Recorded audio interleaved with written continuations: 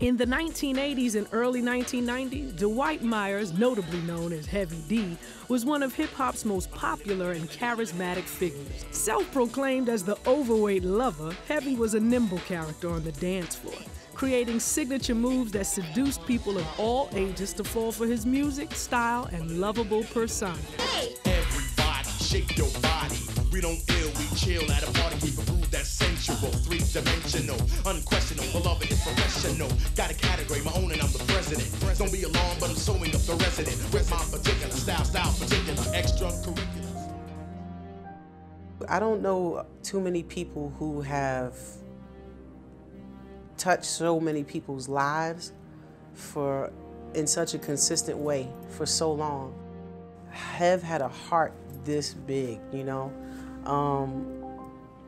And it was always love whenever you saw him. It was like a big hug, and you felt the love in the hug. And even guys had to give up the hug because Hev was just lovable like that. But he was also smart, and he was also strong, and he was also super capable. And, you know, he was a pioneer, and he set a great example for me in my life. And God bless him, you know. I still can't believe he's not here. You know, what Heavy D did in the world and the legacy and what people saw and what people know is no comparison to what he would do in a room with you. Push you to want to be the best version of yourself. The idea of, like, his thing was always about helping somebody. That was the thing that he left me with, that necessity and that demand to always be able to help somebody. Even with his last tweet was be inspired, you know, and that says it all right there. Is like, be inspired. All right. This one goes out to all the lovers in the house. You know what I'm saying? We're gonna express my feelings right about now on the way I like to do things. T.O., bring it in.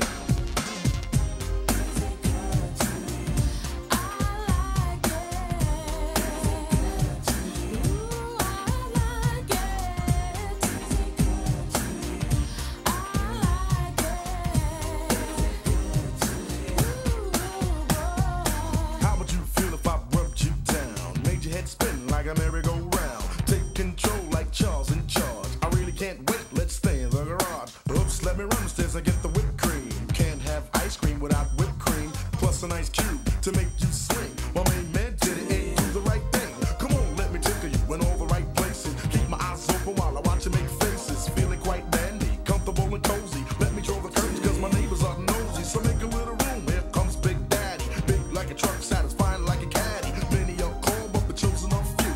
And all I wanna know, is it good to you?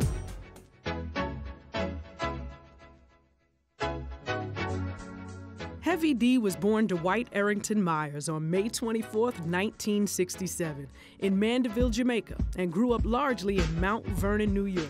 His mother worked as a nurse and his father as a movie equipment repairman. You know, every time I think of him, I see his smile. He gave all of himself, you know, for those smiles and the music. Hev would always have open arms to everybody in the neighborhood and across the whole community. When he would walk into the studio, he'd walk into the room, it was like you enjoyed him being there. He was a jokester, definitely. He could be serious at times, but he was pretty much a big kid. Girlies wet from sweat. In the corner, people sitting down, they had as much as they could possibly get. Meanwhile, I'm lamping, feeling like a champion. Push up on a cutie phone digits, I'm stamped. I'm the place. Everything about Heavy D was fun all the time. Big dude, you know, but it's just like extended, you know, living his professional life as, that was his college. His college was the stage and entertaining his great music for many people.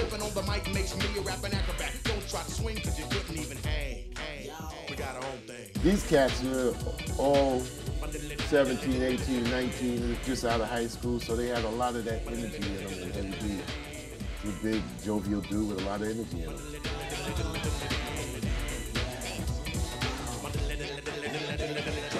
He was the front man of the group Heavy D and the Boys, which became the first act signed to Uptown Records. Hev would be inspired by artists like Sting and, you know, like Maxi Priest, and it would never be really a rapper, you know what I'm saying? Because every rapper was damn near competing with each other, talking about, you know, come to my hood and the bridge is over. And so Hev was never really into that. So his creative process actually was simple because all he did was ride around and he took his surroundings and he just wrote about it. One of the things that was most interesting to me about him was that we'd always be in a group of kids hanging out on the block.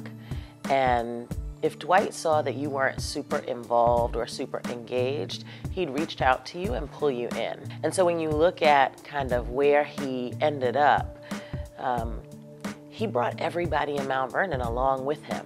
He wanted everybody to be part of the fun. The thing a lot of people don't know is that Mount Vernon, even though it's Westchester, is not technically the 5 boroughs, is bordered on 2 sides by the Bronx. And hip hop actually started in the Bronx. 1, 2, tell me what you got.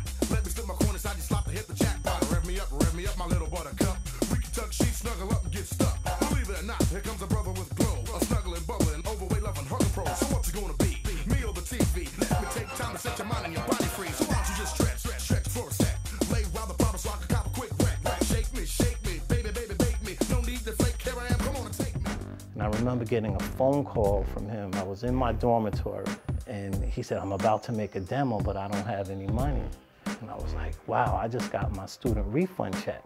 It was $2,500. I put it right in the bank and sent him the cash, and him and Eddie F got together and they made this incredible demo. So Eddie F, of course, being the brains of the operation, took the initiative to kind of get us all together. And I remember recording the first Heavy D demo, and I believe I still have a cassette copy of it. It's called It's a Party, Y'all. His recording process wasn't actually hard. I mean, Hev would get in the studio and finish a song in 20 minutes. Girls, They Love Me, we was in the red Cherokee, it was me, him, and Pete. We rode around the block 6 times, the records was written. Overweight Lover in the house, he said, I'm in the house, I'm Overweight Lover. Heavy D's biggest compliment to music is being in it. Music is better because Heavy D did it. It's very interesting when you hear it now. I mean, Hev's skills were clearly elite and above everyone else around the way. And his delivery was just so charismatic, and he had something special to give. Obviously, we all figured that out later on around the globe. Mr. Big Stuff came out, and I remember the day it happened, and they were all at Lorraine Park in Mount Vernon. And I was down there, and he was sitting on the railing, and on the railing, and it was my brother Floyd and Troy, and a bunch of us were just sitting out there, and we were waiting, and all of a sudden, it came on the radio, and we were just all screaming out at Lorraine Park, and we couldn't believe it was on the radio. We were so excited. He was excited. And then the phones start ringing at home, and shows, and taking this real serious. My parents were so happy. I remember, back when Andre Harrell first started Uptown, and Heavy D and Boys came out, and he was just kicking off Uptown is Kicking It. And that was back when they had their Coca-Cola sweaters. Rough and tough and all that stuff. I make you dance and prance till you huff and puff. There's just no way you can get enough of me. Yo, Mr. Big Stuff. I'm the overweight prince, dominator, MC. Heavy D, constant weight gainer. And since I choose the way not to lose, I will stay this way so that I can bruise MCs around who front and frown. You go round for round, I go pound for pound. At the end of the party when you're saying goodnight, don't come to me and say take it light. I'm your Mr. Big Stuff. Big Stuff and Girls, They Love Me were comic and fun as Heavy D played up the oversized personality with colorful style. He was that guy that really could kind of tag all the areas, the streets, the females, the crossover, and, your grandmother. Hev and I became friends on tour basically because he took me out on my first national tour. I pretty much just saw him every day, him and the boys, the whole crew. We would hang out. We were all kind of very young. I was probably 18 at the time. Well, I was 10 years older than everybody else, so I looked at everybody as young people coming up. So I always seen him as a solid guy who was always about representing something that was positive. First time I heard Heavy D was Overweight Lover, and it was dope to me because, you know, we had the Fat Boys, Disco 3 originally, and they were dope, you know, but they were making fun of the fact that they were overweight. You know, that was their thing, you know, that was their shtick. But with Hev, it's like you believe them. When he said, I'm the overweight lovers in the house, and you really believe like, yo, man, I gotta watch my girl around this dude, because it might be over. Now every day of your life you wanna be with me. When you got time to spend, you spend time with Heavy D. I noticed that you hold me gentle as a rose. I'm rough and tough, baby, but then I suppose that I had to be held in order to start holding. I think I got your hint, so let's start rolling. The overweight lovers in the house. The overweight lovers in the house. The overweight lovers in the house. The overweight lovers in the house. The group released 5 albums between 1987 and 1994, 3 of which went platinum. Heavy D and the Boys became key figures in softening hip-hop's hard edges. He's a lover, not a fighter, right? You say it all the time, overweight lover, right? He wasn't no gangster. He spoke right to the heart of most of the core consumers. My father was a preacher, and on the way to church, my dad would put on Hev just to be, you know, cool, because, you know, he's driving to church with his son. He wanted to kind of, you know, relate.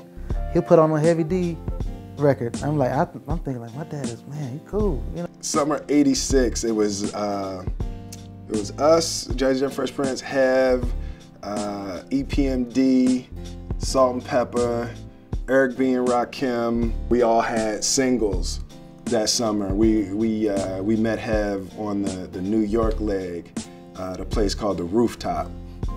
And it was sort of the Jazzy Jeff and Fresh Prince introduction into the world of New York hip hop. And we was from Philly, so that wasn't an easy run. But Hev was one of the first people that really embraced Jazzy Jeff and the Fresh Prince. Was a great supporter really early, and just he got her. His music made my mother smile, made my grandmother smile, like they weren't offended by anything. You could let the kids listen to it like it was the music for all ages, all races, all sexes.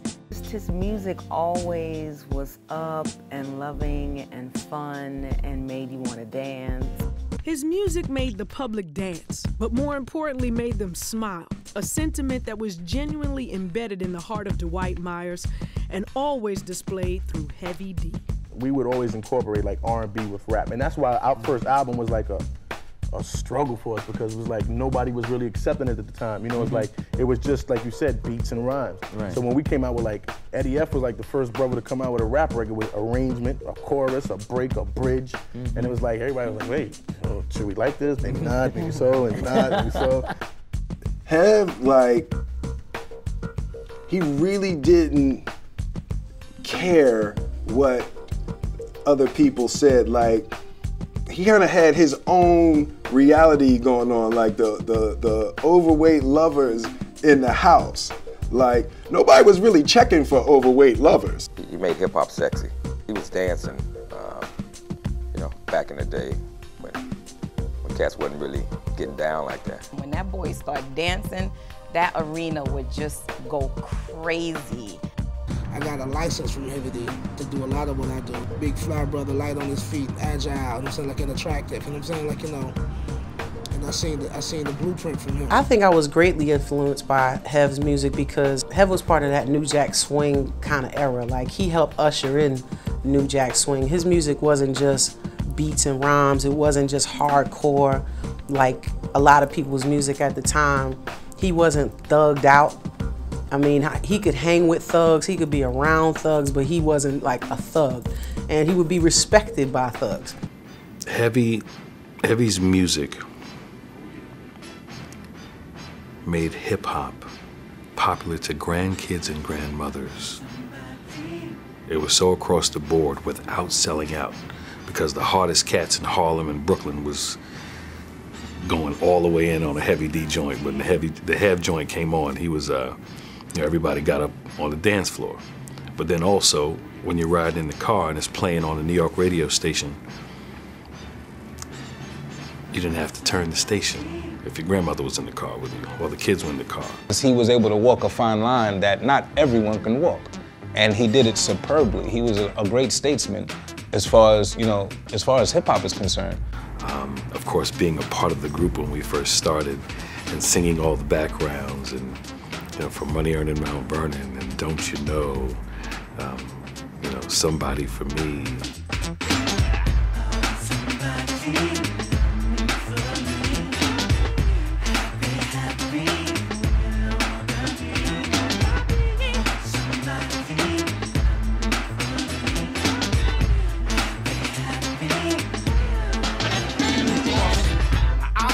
Low and I'm search high, trying to find myself a cutie pie. But destination leads me to a dead end, over and over and over again. They told me to wait, so I waited, anticipated, debated and delayed it, but still came up with the same old thing.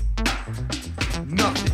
And Hev was, you know, he was in everyone's home, you know what I'm saying? And for me to kind of step into a room and know that I was about to get on a record with Heavy D was like, you know, I felt a real sense of accomplishment, you know what I'm saying? Because that's how I viewed him. I really respected this man.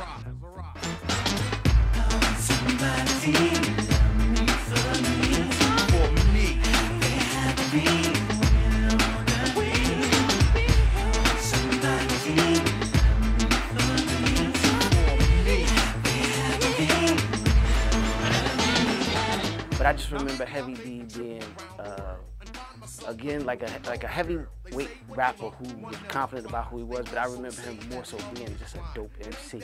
And before people like a Jay-Z or those rappers who could ride that fine line between crossing over and staying with their core audience, I remember Heavy D being one of those first people that could do that first. Commitment, something to live for. Maybe if you take your time. Time has been taken and time has been spent. Now it's time for the lover to score. Heavy D wasn't a common music industry person. Heavy D gave my production company a deal on Uptown when he was running Uptown Records. But the thing that was special about Heavy D is he wasn't atypical music industry. He wasn't all about money, and in his pursuit of money, like forget about the personal relationship with people. He was one of the most personable people that I knew in the music industry, kind-hearted, and if you couldn't run into someone that had something negative to say about Hev, and that's not common in the music business. We did a record together called Summer Rain, and like I said, Hev was always trying to get me to do something that I didn't want to do or felt like I couldn't do, and so he was on this whole thing for like weeks and weeks that, yo, why don't you play the guitar? I was like, I don't know how to play the guitar. He said, man, yes you can. If you can play the keyboard, you can play the piano, you can play the bass, you can play the drums, you can play the guitar. I was like, no, I cannot play the guitar. So he bought a guitar, right? I come in the studio, it's sitting there. He was like, man, just try it. I'm telling you, this was his catchphrase, just try it. I'm telling you, just try it. So I was like, all right. So I tried it, and the first thing I played was the lick from the Summer Rain record. He was like, that's it, go in the booth, let's record that. And that's how we came up with that record. I was like, man, he knew. I don't know how he knew that, but he knew. And I've been playing the guitar ever since. First time I met this gentleman, there was a party I did up in a club up in Mount Vernon. The man at that time was this guy by the name of the ever-loving Kid Dust, which is now known as Brother Arthur. They used to work along with Carl Kanai. The ever-loving Kid Dust was a member of the almighty Universal Zulu Nation. He was the man as far as the MC is concerned up in Mount Vernon at the time. He hired me to do a party up in Mount Vernon. I think the name of the club was called The Bank. I could be wrong. The opening act for him was this gentleman. And I got to hear this gentleman for the first time, and I listened to his style. I like, whoa, where he come from? Not knowing that within the next year, he would be signed as an artist. You know, he used to always come to the House of Hits up to my house. We used to record a lot. Me, Heavy D, and Pete Rock, we used to have a chicken wing eating contest up at the House of Hits. You know, there was a place called Rib Cage that used to be up in Rockland. And you know, we used to order ribs, and we used to see who could eat the most ribs or the most chicken wings, and in the least amount of time. And you know, Pete Rock always won, but you know, those are some of my, you know, fondest moments of being with Heavy D, other than creating some of the songs that touched the world. But you know, Heavy D he's like one in a million, you know. The best guy you would ever want to know in your life was Hev, for real. Our last conversation was about how good we both looked and how good we were doing. You know what I'm saying? Real talk. It was like, you know, of course, you know, Hev always been good on his feet. You know what I'm saying? But he seemed like he was getting his health in order. I was getting mine in order. And it was one of those conversations of, you keep doing what you're doing, I'm gonna keep what I'm doing. And it was off air. It was just, you know what I'm saying? Just standing there and just talking. It wasn't about radio. It was just us. We're like catching up. Like, man, you look good. Keep doing what you're doing. And it was a longer conversation, but it wasn't radio. It was just, you know, the time that I had a chance to speak to him, not knowing that that'd be our last real conversation, you know? And I remember when I lost my brother when I was 22, you know, I really became disillusioned about the business because people would say, yeah, I heard about your brother, Latifah, can I get an autograph? Or, I heard about your brother, can I get a picture? Like in the same sentence, and I felt like people really didn't care. And Heavy D and Patti LaBelle were two of the people that really, from the business, really reached out. And I think Hev, because he had lost a brother as well, he knew the pain that I was feeling, he knew what I was going through, and he just encouraged me and let me know it would be all right, that I would make it through it. I think he inspired the entire hip hop nation, honestly. Like, I can just keep going on with names and names and names, but Hev is just a big ball of inspiration. Like, I mean, when you see Hev, he lights up a room. I mean, anyone that's been privileged to be in his presence, Hev is just inspiration. When you look in the dictionary under the word loyal, you should see Heavy's face there. Hands down, without a doubt. I saw one day he was very, very cold. Some guy on the street, and he said, "Dad, look at that guy over there. He's like cold." And he got out of that car and took his coat off and gave it to him. And I said, "That is something else. You are something else." And he said, "Dad, that guy was cold. We're not cold." This gentle giant who was always willing to help anyone who was in his path. He did a lot of good for a lot of people, and people would be surprised how many people he's helped in this industry. So many. It seemed like every time I would get ready to do something stupid, or I was about to go and, you know, drink myself under the table, I would run into Heavy and he'd be like, "Where you going? What you doing?" Like, and it's like he always knew that I was about to do something ridiculous, and he would say, "You're better than that. You know you're better than that, Mary." I'm just watching him night after night go out and, you know, give it everything, no matter what, was inspiring to me, artistic, and just as a man, you know, that concept of one person, one life at a time, leaving your mark and creating your legacy. He would just say one thing that would really, like, make my stomach hurt, like how a brother is with a sister. But what I realize now is that was his way of making me tough. That was his way of poking me to make sure I was still being inspired. Heavy was more like a mentor, a big brother, a guy with a real big heart. He had just recently gotten together and gone to Vegas. So like he got up and got on stage with me, did Now That We Found Love. We talked all night and we laughed, and like, you know, he gave me so much wisdom, so much advice. Hev played a very significant role in a lot of our lives. He's touched so many people's lives that every time someone would call me or say, and they would say things like, "He's done this for me, he's done that for me," and everybody has the same thing to say. He was my best friend. Now let's welcome one of the hottest rap crews in the business. This is their latest single on the MCA label entitled The Overweight Lover in the House, and they are Heavy D and the Boys. Heavy D and the Boys took a ride on the Soul Train in 1988. His collaboration with Teddy Riley's New Jack Sound had the dancers grooving and mimicking his signature footwork.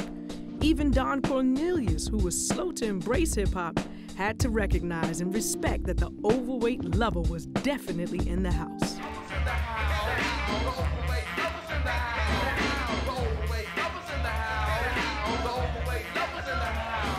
fellas have sold a tremendous amount of records, and most of it happened without a great deal of radio play. We started from like playing in front of like 150 people all the way up to 15,000 and 20,000. You know, it's just a stage that we had to take, and radio wasn't, you know, they was very particular about what records they was playing as far as rap was concerned.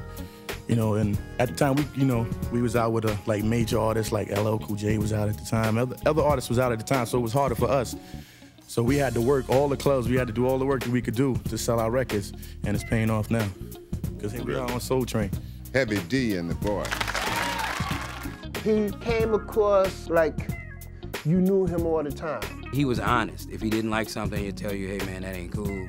Or, you know, you never heard him say a bad word about anyone. It was always that he was that guy that was trying to make every situation all right, almost give you a hug without even touching you, you know. And I performed on one of his albums. We did a song together. You know, we can't be like, he sought me out. You know what I mean? Like, he saw something in me. It's the OG, you know what I mean? Like, you know, like I'm cut from his cloth. Being in the business as long as he was in the business, he never felt that way, you know. He just felt like your buddy that you went to school with, or, you know, that you grew up with around the way, and they made it, but they didn't become it. Girls They Love Me mean that they loved Hev for who he was, man. So, and how he stayed clean is because he never really slept around like that. So, you know, if I find somebody and we vibe, cool. Other than that, I ain't running around like that. So that was just a clean-cut guy.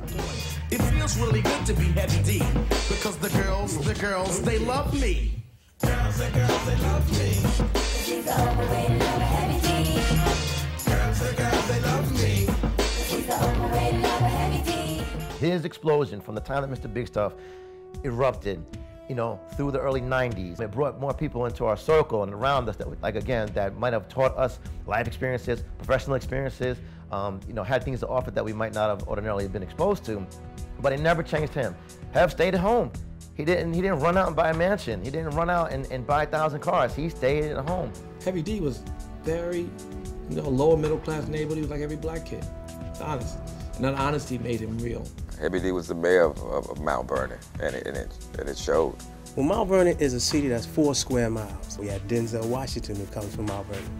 So the music explosion happened. Of course, Heavy D and the boys, myself, Jeff Redd, Al B. Shore, Pete Rock, CL Smooth. Mount Vernon was always rich in culture, and it still is. It's amazing what folks from Mount Vernon have accomplished. You go into studios and kids from Mount Vernon, or now grown men and women from Mount Vernon, are behind the cameras, are behind the records, are managing people, all because we've been able to reflect the values that we grew up with. I just remember us being on tour with half of Mount Vernon from the barbershop on the road with us. You know, one's the wardrobe guy, and one's helping in catering, and the other one's with luggage, because he gave everybody a job. Take them out of the hood, put them to work, let them see the world, and that was the kind of dude that Hev was. Now, where we're about to enter is the famous park that everybody know Hev from, Lorraine Park. With the loss of Heavy D, this park is now named Heavy D and the Boys Playground, which is going to go through a lot of renovations. A big mural will be placed on the wall. We're going to fix it back up, man. We're going to make it the real Lorraine Park again, but it's going to be at Heavy D and the Boys Playground. Whatever you think where Hev started from, man, with the lumberjack jacket, with the corduroy, with the old Timbs, this is where it began. When I think about Heavy's music, he was the one who brought in melody and brought in that aspect of R&B that nobody else had thought to use, and he did it so well. I'm steady picking my brain, trying to figure your game. What's your angle? Tell me where you're coming from. The whole picture is strange, so I'm digging the frame, because I like what I see and I want some. So tell me what's your plot, what's your plan? You're looking for a brother to get got. I'm not your man, but believe in me, you wanna be with me, but you won't even talk to me to tell me what it is you're seeing me. I was on tour with Hev when Trouble T-Boy was killed, and I was just in such shock at how he was even able to make it through that tour. Heavy D was my family, he was my cousin, and he meant a lot to not only us as family, but the world out there, and he's very ambitious with doing things, even off the record, not talking about music, but talking about music, he always put his best foot forward, and I always looked up to him, even for anything, you know what I'm saying? So when we started doing music, he just kind of put me under his wing, and, you know, I just kind of, you know, took it day by day, step by step. We did it as a hobby, you know? We listened to it for so long as younger kids, and then got a chance to be involved in it. And once we got involved in it, man, he made his first record, and we enjoyed listening to it for the first time on the radio. The whole neighborhood was so happy, and we felt we had a niche going. And I was only like doing baby things at the time, like co-producing and lending my ideas, and then I got involved with learning the equipment. And once I learned how to work the equipment, you know, we started having fun, man. It was just like a family venture. You know, he was really strong about just be who you are. You know, you can get out in this world and with entertainment, you can get lost, and Hev never really got lost. I look at Heavy as a protector for me, an angel, a friend. He really, truly, honestly had nothing but love for everybody. I think it was always a shock for people to see such a big guy get out there and shake and move the way he did. He had such a great personality. When I first met him, it was like I knew him forever, even though I had just met him. I hear this, I'm a big dude, and he was a big dude, but he was just out there moving like he was 140. There was one thing I remember about Heavy that nobody could ever duplicate. Everybody is always trying to do the diddly. See, I can't do it. Whether it was blood family or community family or friends family, just people in general, he just had a love for people. The icon's success, like most, had its turbulent times. In 1990, when one of the group's dancers, Trouble T-Roy, died from an accident fall backstage, the group's career took a dramatic change and sent Heavy into an emotional whirlwind. When Troy passed, it was actually like the centerpiece of the group kind of was missing, and that's how the group started to drift apart at that time. It was because Troy was the person that really held the whole thing together. Knowing he had to go out on stage every night and fulfill his commitment to this tour, having lost one of his best friends, and yet still going out on that stage and showing up for 20,000 people every night, it just was, you know, amazing to me how strong he was. And I know he was broken. You know, watching the poise at which he handled it, I thought was just unbelievable. It's hard. It was real hard. It's like you lose everything at once. You know, you don't have no self-esteem, no motivation. It's like to thank all the fans out there who support us, because they're the main reasons why we are, you know, able to come back and come back stronger. These guys on the 1990 tour, all the way even up to the Trouble T. Roy incident, I remember I had to kind of like be the indirect bad guy by saying things like, look, nobody play around behind stage and keep your clowning and your playing around to a minimum. I think I was somewhere else, you know, doing some work, interviews or whatever.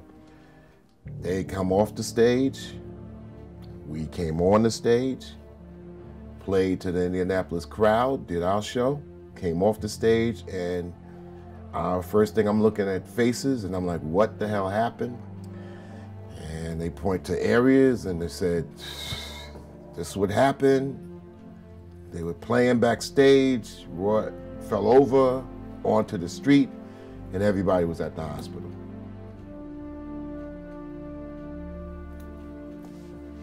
I couldn't have perceived that something like that would happen. We all go to the hospital, the whole tour, the whole damn tour.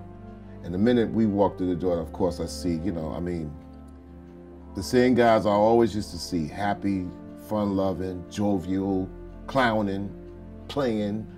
Everybody had that look on their face, they're crying, and I seen seriously that in that 24-hour span, Heavy D go from boy to man in the worst way.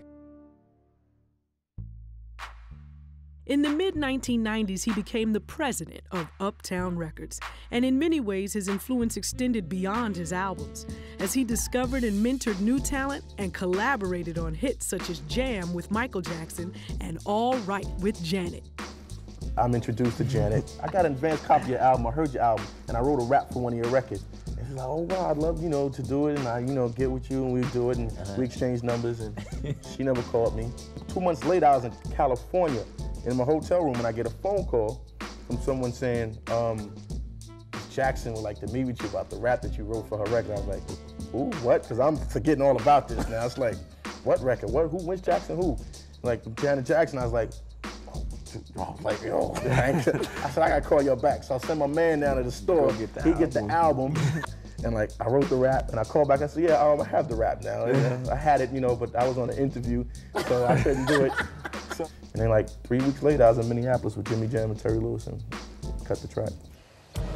Well, I think we all personally were Heavy D fans. I know myself and Terry got a chance to work with him with All Right with Janet. And he added so much magic and so much energy to the song. Now be as thick as a milkshake or thin as a cornflake. I love you to death, but I ain't pressed with a heartbreak. And anyway, who cares about what other people talk about? I'd rather hear it from the horse's mouth. See, I believe in being believed in. No love lies, no love ties, it's all paper thin. But watch for the trickery. Some people are slippery. Their appear making history disappear like a mystery. Certainly one of the pioneers in rap music, but also one of the people that moved it forward as hip hop and rap came together and soul music all came together as one. He was one of the leaders in doing that and putting melody on it. But beyond that, he was just a great person. The overweight lover, MC, the cap, the rap, the hand clap, foot tap, Heavy D. I think it was 1990 where the Fresh Prince of Bel-Air came around. And so, we went west. We started looking in the TV world. And Queen Latifah and LL, we started seeing the possibilities of moving from the hip hop and being able to parlay hip hop into something else. And Hev called, he was like, yo man, I'm moving to LA. He was like, I think I can do that. I wanna act, man. I moved to Los Angeles to do Living Single as an actor, and Will was already there. We were all friends, like we had all toured together, so we were all good friends from just being on the road and growing up in hip hop. Hev's acting career could have been even larger than his music career. Hev was a real actor. But he said, man, the key to acting is not to act. He would tell me all these things that he learned. He said, man, yeah, I had lunch with Bobby the other day. I'm like, Bobby who? Oh, Robert De Niro. I admired him for taking the craft very seriously, and he did. He started training and he was studying in LA. I know he was taking a bunch of workshops, and he started doing a bunch of plays. I've seen Hev acted. I've seen the movies, but I see Hev come on stage, and I watch him get into this character. I literally say, yo, man, you're a real actor. The first time we met was on the set of Living Single. They told me, Yvette, who was the creator and executive producer of Living Single, she first told me that Heavy D was gonna be a new love interest for Regine. And I was like, really? Cool. There was this great role for this guy who Regine would wind up dating, and she, her character was so, kind of stuck up that, when she wound up dating this guy sort of, and then he winds up brushing her off, it was hilarious. Well, hey, it was fun hanging out. Well, we're friends, right? And friends hang out. So I'll call you. All right. Okay, take care. You too.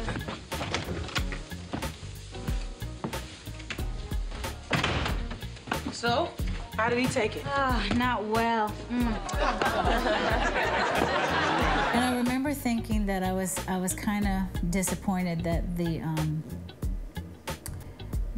storylines or that arc of that romance was so short-lived, I guess, because like I said, from a very selfish standpoint, I liked where it took Regine. I don't know, in some small way, I kind of think, Kim really liked him. I think Hev had this like swagger. He could kind of put it on you. So I think she sort of, I saw her blush in ways that I've never seen her blush with other guys who made guest appearances on the show. So I think Hev might have put that swag on her a little something. As a teenager, I was involved with Death Row Records. That's who I worked for. And, you know, the whole East Coast, West Coast, Death Row bad boy thing. So, you know, I'm 18, you know, whatever, and he calls me and says, yo, have you ever met Puff? I was like, no, I ain't never met Puff. It is this Death Row, you know, that whole thing. He said, man, quit being stubborn. You need to meet him. And I'm telling you, you got to meet him. It's an opportunity of a lifetime. I was like, what? And I'm just as headstrong and stubborn, like, so and I didn't know he's actually sitting next to Puff while he's talking to me. He's like, man, you get down here to the studio, and he did it like, and we hung up, he called me an hour later, and again, he was like, man, are you coming down here? I was like, man, I'm not coming down there. And finally, he called me again. I was like, all right, I'm coming. This time he cursed me out like 20 minutes straight. Like, I'm like, okay, I'm coming down there. Came down there, he introduced me to Puff, and we got to talking, and Puff asked me, he asked me a question about gospel music for some reason. I don't know why, because, you know, he doesn't know me, I don't know him, and at this point, I've never done any gospel music, not professionally like that. At that point, I had done Death Row and some R&B stuff, you know, but I had just met and signed to my production company, two girls called Mary. And so, and Hev didn't even know this. And I had 2 records in my pocket on them. He said, man, I'm working on this bad boy gospel record. I said, really? I said, I just signed a gospel group. So I played him the record. And Hev was in the room, and, you know, he's watching me, he's looking at Puff and watching me, you know, and I play the record, and Puff goes nuts, like, oh, yo, I want to sign them right now, you know. And like you should have saw his face. He just beamed like I did it again, And we never did sign that deal with Puff, but it started a spark, you know, and interest, so everybody being interested in the group because Puff was interested in the group. You know, we had a whole bidding war thing go on, and that would have never happened. You'd never hear of a Mary if Hev didn't insist and curse me out into coming to that studio, you know. I'm not going to ever forget that.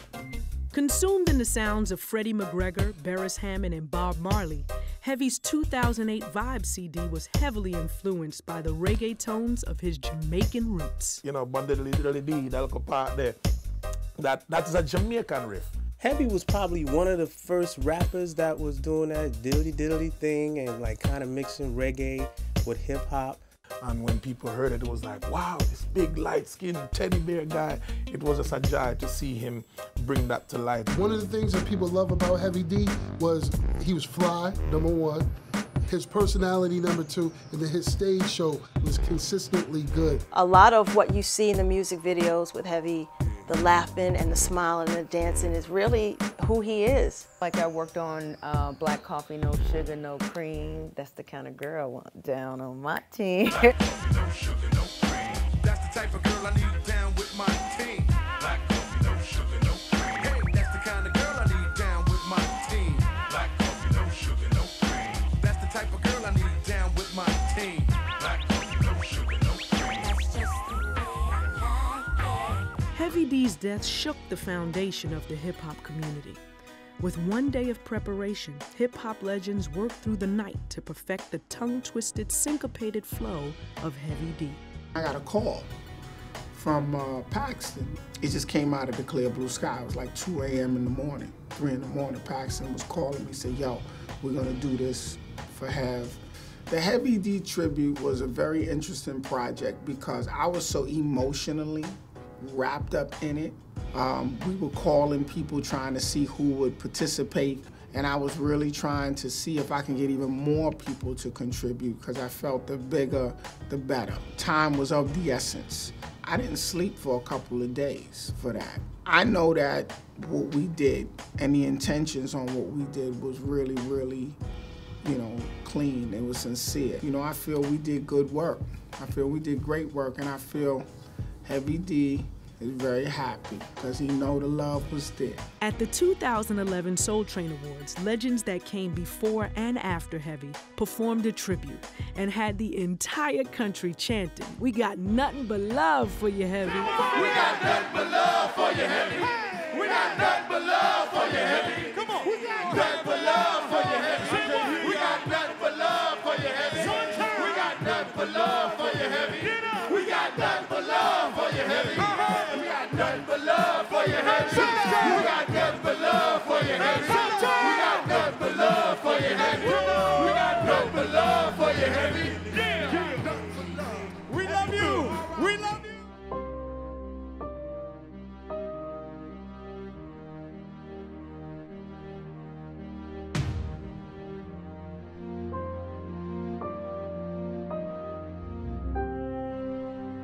Doing this, I'd be bagging groceries. I was good at this, and I was very clear about that. I was always good with words. I love reading from a very early age. I would just pick up anything and read. I just love what words. I still do. I'm still always fascinated by words and people. To me, those are the two most dynamic things in my structure. It was like I could always look at people and just words like this. I think the American language has too many damn words, but 17 words to describe one thing is very unnecessary. Yeah, I got a voice message. Here's your picture. Yeah, handsome fellow. When'd you take that picture? We'll not talk about that. I got a voicemail from him that I saved just before he passed away. Scott LaRock. Yeah. And on the flip side of that is a voice message from Troy, my best friend who passed away in the group too. And I got it on cassette because Mommy had the cassette voicemail. That's ironic. November 8th, 2011, Mount Vernon lost one of their sons when Dwight Arrington Myers died unexpectedly of a pulmonary embolism in Los Angeles, California. Heavy D credits the streets of Mount Vernon for his upbringing. Thus, it was only fitting that Mount Vernon be the home of his final farewell. I hold on to the good things that people have to say about him. There's no way I walk the streets, anywhere in Mount Vernon that said, "Mr. Myers, I'm sorry, you had a great son." In a lot of ways, I think God sent me to heaven. God sent heaven to me. You know what I mean? Because I know I wouldn't be who I am and doing what I'm doing if I'd never met him. His music, you know, touched everyone in such a positive way. And it was so fitting to see, even at the service, to see how many people that showed up and that talked about their experiences with Heavy. You know, it's because that's just truly who Heavy was. I miss Heavy, and if it wasn't for him, we probably, none of us, you know, from the Uptown movement would be here right now. God gave him to us for that period of time, and he accomplished so much in that time that he was with us. And he's with God. The outpour of love from people all over the world, it's beyond just New York and California and the States. I mean, I've gotten phone calls and emails and letters from Australia, from Jamaica, from Ghana, from Nigeria, South Africa. I miss him a lot when I'm sick because he would always be like, "Oh, it's okay, Isaiah." And I would get that big bear hug. So I guess I really miss his big bear hugs. You don't have a lot of friends in this life, man. You may think so, a lot of constituents, but you don't have a lot of friends in this life. So one of my friends is gone.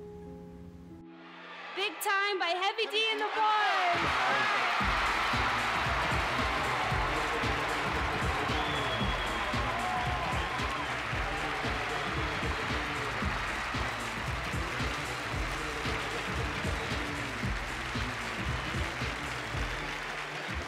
Ha-ha! On behalf of me and my DJ Eddie F right here, we would like to thank our parents. Mom and Dad, you in the audience, I love you. There were 2 prior award shows before this one. We all know what they were. I won't mention the names, Grammys, American Music Awards. The point that I'm trying to stress is this. I felt real bad that they didn't even consider us for a nomination. And no, but it's cool because I felt bad up until the time I sat there, walked up here, grabbed this.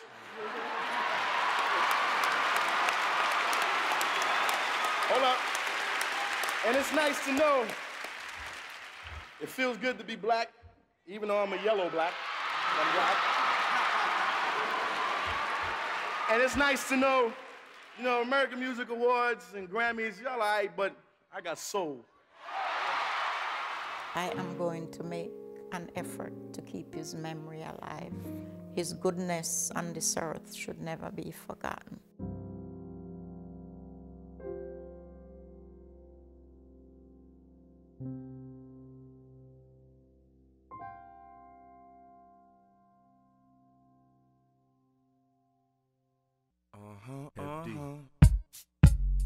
What? Who y'all talking about? Hey, lady. Hey, lady. Who you talking about? Who you talking about? Who you talking about? Who you talking about?